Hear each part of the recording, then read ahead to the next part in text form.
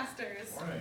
I love this meeting because we all show up as our authentic selves, even if that means that we come into a chaotic situation.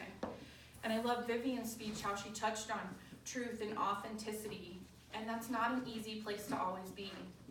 The truth of our authentic nature has to come from somewhere, and first we have to figure out who we are, without all the things that our alcoholic or abusive parents have taught us, or even sometimes our parents who are brilliant and loving and kind and wonderful teach us belief patterns and systems that don't work for us in life either.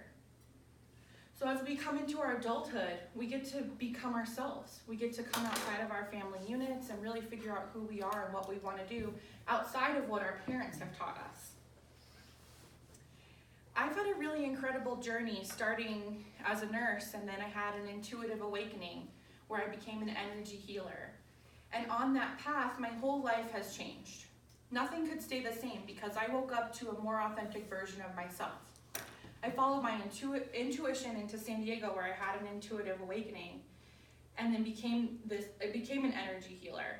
And my parents thought I was crazy, and everyone in my life thought I was crazy, and a lot of people left me and couldn't understand me anymore.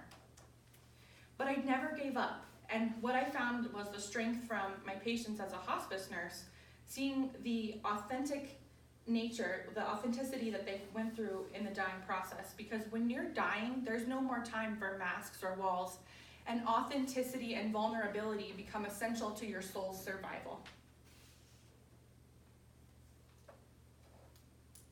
My patients have always given me the strength to go forward even when people thought I was a weirdo and thought I was crazy.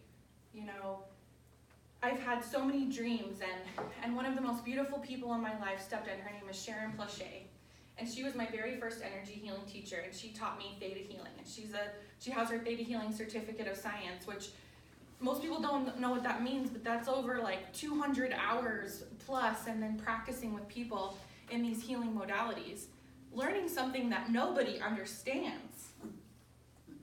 Oh, there's energy, and we can use this in the body to heal, and that you can witness, and you can use your consciousness to put it inside someone's body and see cellular changes.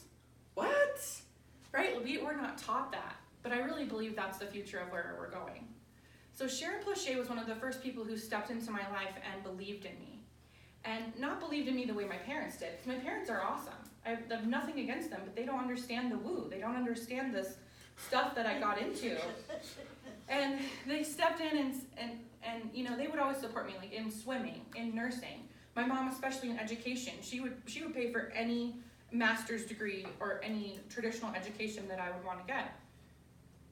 But when I started talking about I want to start my own business, that brought up my parents' fears, and in turn brought up my own fears. One of my biggest goals, and I'm now saying, instead of goals, like I'm manifesting things. So I do a manifesting process where I write a list of everything I want. I go up to God, into the universe, and I drop it in the universe, and I watch it swirl around. Like that means you're changing the energy around you in the world, and then you watch these things come into your life. So Sharon Plachet was one of my first teachers, and I took Manifesting in Abundance class with her.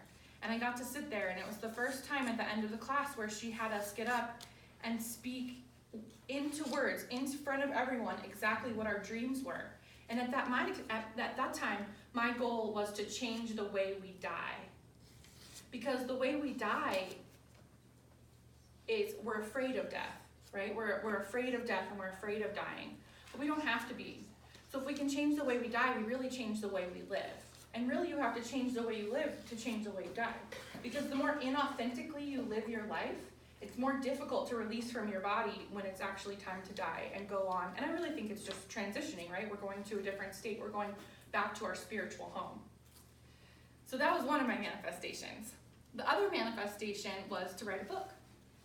And also to heal my relationship with my father, which I never thought would happen. She has a column. She has you manifest in a column. So you have a piece of paper. The first column is things you want in your life now.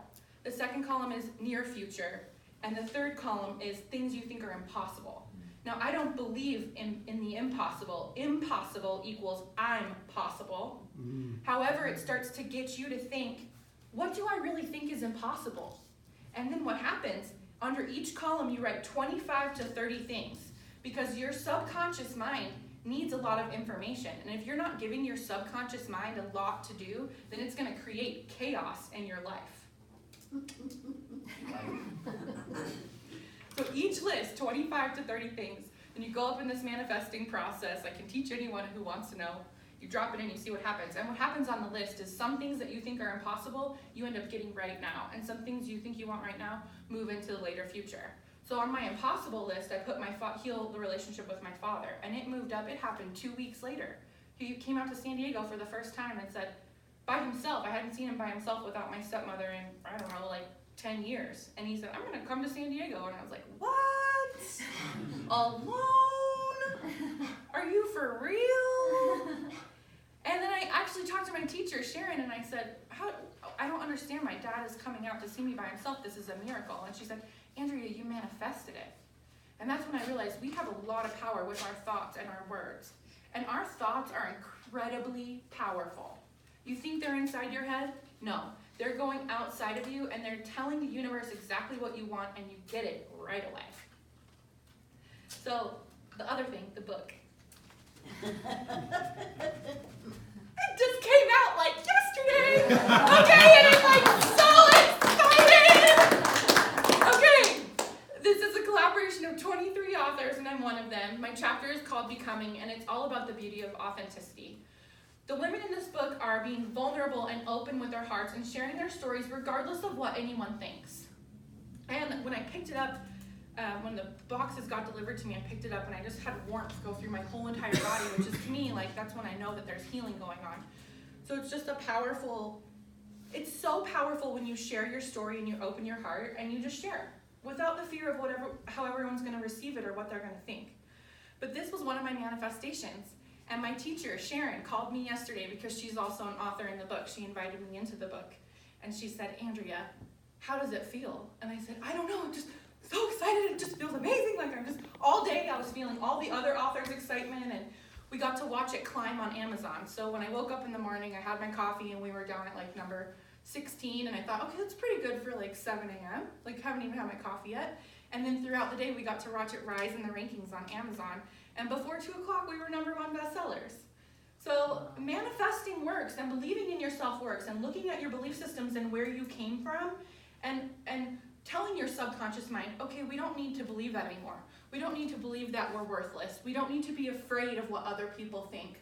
We don't need to hide our light because I'm afraid to trigger you. Or, hey, if I'm happy, maybe you're going to be unhappy because I'm happy. Like, I don't know if you guys know those people. Like, I have a friend right now who she doesn't want to hang out with me because I don't want to be miserable with her. You know, and so we have to look at those things and change them in our life. But anything is possible if you just believe in yourself. Thank you.